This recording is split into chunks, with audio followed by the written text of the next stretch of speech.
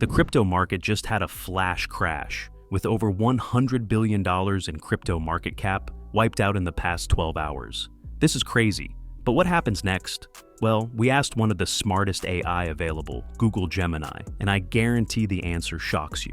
So, why did the market crash? And what comes next for the crypto market? Well, we have the answers, and in today's video, we will be revealing them. So if you hold any crypto, I recommend watching this entire video to get an outline of what I will be doing next. And remember, this content is not financial advice. Also, just before we go any further, this channel has a daily giveaway of 1 million Shiba tokens. To enter, all you have to do is be subscribed to this channel, like this video, and comment hashtag Shiba Inu. Good luck.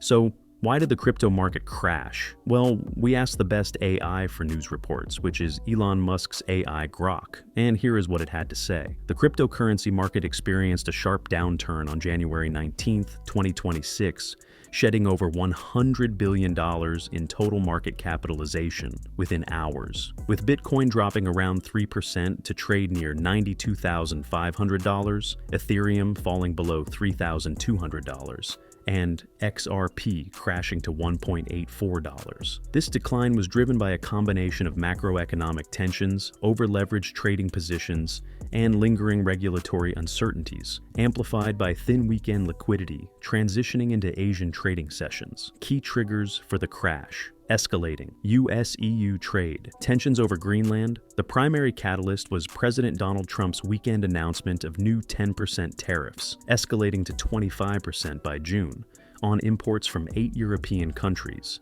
Denmark, Norway, Sweden, France, Germany, the UK, the Netherlands, and Finland, unless a deal is reached for the US to purchase Greenland. This reignited fears of a full-blown trade war, prompting EU leaders to threaten retaliatory measures on up to $100 billion in US goods. As a result, global risk sentiment soured, with crypto acting as a 24/7 proxy for broader market anxiety, leading to a swift sell-off in risk assets like Bitcoin and altcoins.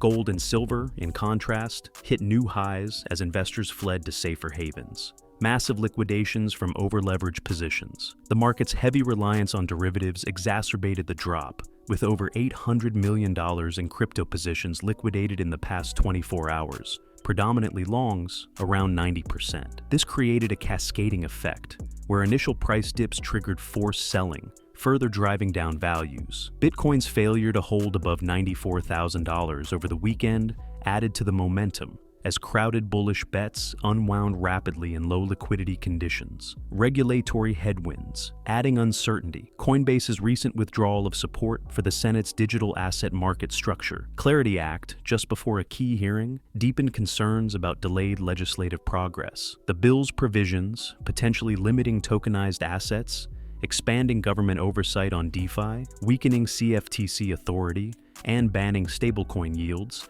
have deterred institutional participation despite ongoing ETF inflows. This comes amid broader fears of fragmented exchanges and shallow order books, making the market more prone to volatility. While the crash reflects external shocks rather than inherent crypto flaws, it highlights the sector's sensitivity to global events and leverage. Technically, Bitcoin remains within its post-October rebound range, suggesting potential stabilization if inflows resume with US markets opening. But near-term volatility could persist amid upcoming Supreme Court rulings on tariff legality and Federal Reserve signals. Now, let's ask Google Gemini what could happen next. Here's what it had to say. The current market volatility is a textbook example of how geopolitical theater can temporarily overwhelm fundamental growth. To understand where we are going, we need to look past the red candles and examine the specific mechanics of this de-risking event. Here is a deeper dive into the short-term consolidation, institutional behavior, and the strategic safety-first playbook. Short-term,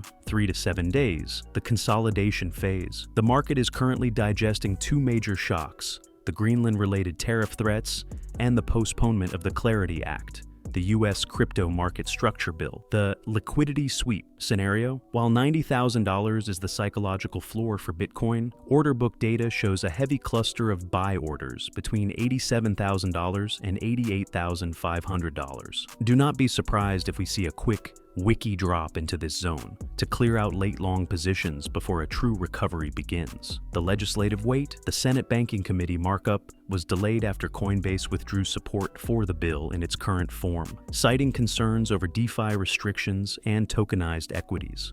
This has created a temporary regulatory vacuum.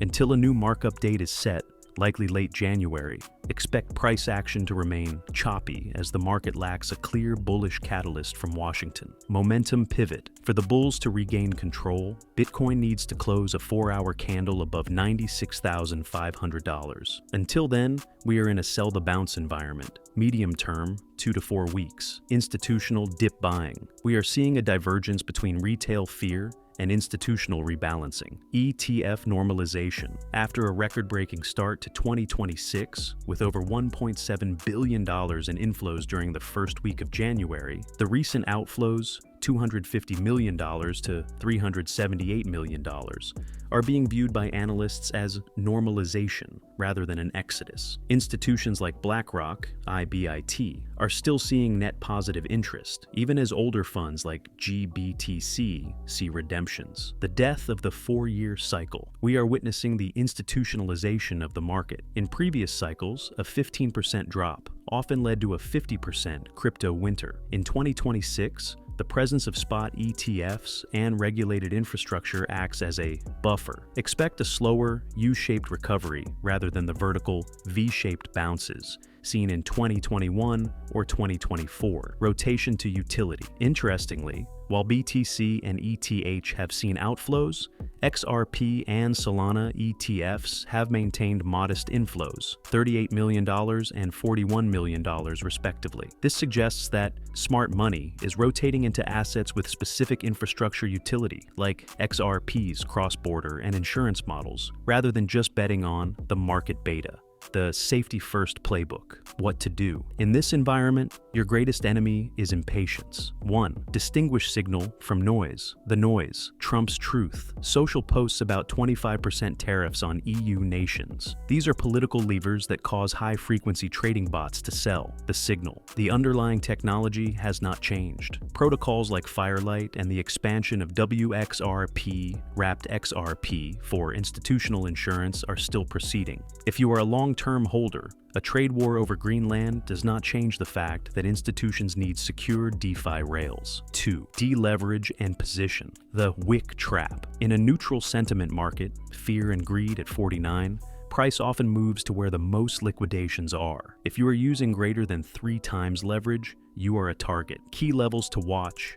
BTC. If $87,000 breaks, the next major support is the 2026 yearly open at $80,500. XRP, $1.90 is the strong bounce zone. If it fails, the floor established in late 2025 at $1.84 is the ultimate must-hold level. 3. The institutional mindset. Emulate the institutions. They aren't chasing the 10% bounce.